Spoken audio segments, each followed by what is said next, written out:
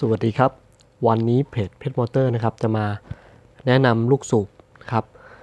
สมาร์ทแท้ขนาด 53.5 มิลนะครับตัวนี้เป็นไซส์สแตนดาร์ดนะครับเป็นไซส์แรกของลูกสมาร์ทนะครับตัวนี้ทำการ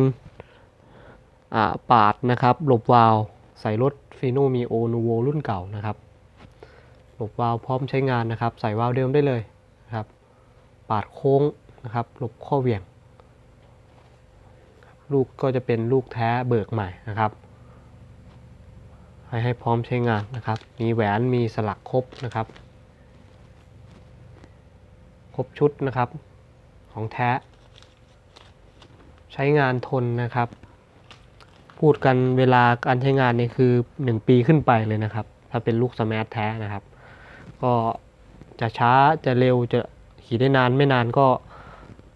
จะอยู่ที่การดูแลของผู้ขับขี่เองนะครับมีมีตัวลูกสูบมีแหวนมีสลักแล้วก็มีบูทปลายก้านให้นะครับบูทปลายก้านก็จะเป็นแบบกึ่ง CNC นะครับไม่ใช่กึ่งจากเครื่องกึ่งมือนะครับเป็นงาน CNC นะครับเท่ากันทุกตัวมันจะฟิตพอดีนะครับไม่โยกเลยแล้วก็ใส่ไปก็จะไม่ดังนะครับ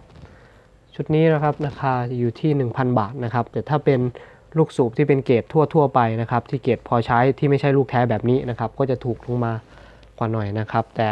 ถ้าให้แนะนำก็คงแนะนำเป็นลูกแท้เพราะว่ามันก็ไม่ได้แพงมากนะครับแถมการใช้งานมันก็ใช้ได้ยาวนานนะครับในการประกอบครั้งเดียวนะครับ